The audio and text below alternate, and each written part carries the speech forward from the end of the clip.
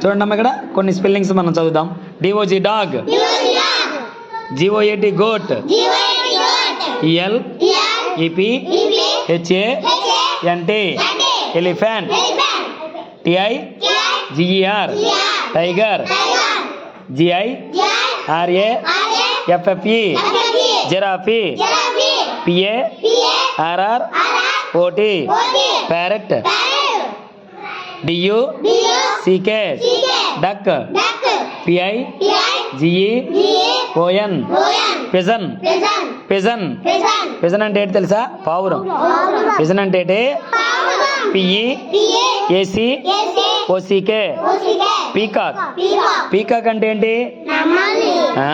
Dog అంటే కుక్క, goat అంటే, ఎలిఫెంట్ అంటే, టైగర్ అంటే, టైగర్ అంటే ఏంటి?